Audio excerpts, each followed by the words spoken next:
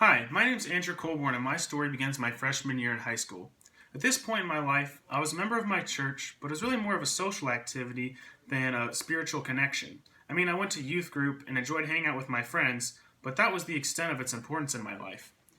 I knew a lot about the Bible, the right words to say to impress those around me, and how to act properly.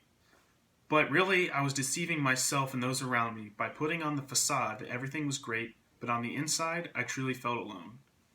At this point in my life, my brother had just left for college, and he was my best friend growing up, and that just really took an impact on me.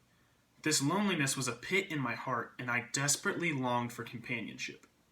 At first, I tried to fill this void with friends, which originally helped, but I still felt that something was missing.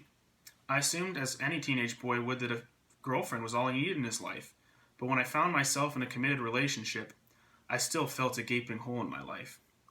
I got progressively worse. I started wallowing in my self pity and would do whatever it took to bring me pleasure through eating, lusting, and deceiving those around me to hide the truth of how broken I was. My failure to meet God's mark, or sin, controlled my life.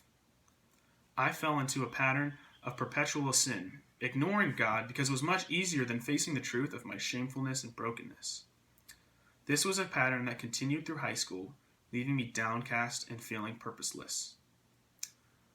Fast forward 3 months, and I was on my way to Ohio University to attend college.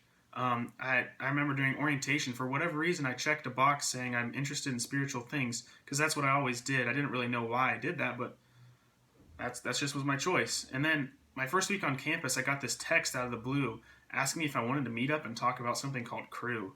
For some reason, I was like, sure. And I ended up meeting with this guy. He's one of my mentors now. He told me that God wanted a personal relationship with me. And this just blew my mind because I thought God didn't want anything to do with me because of all the bad things I had continuously done throughout my years in high school and my whole life. But that could not be further from the truth. God was just outside the closed door I had in my heart, and all I had to do was let him in.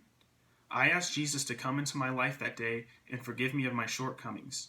Jesus filled the void in my life with his presence, glory, and love.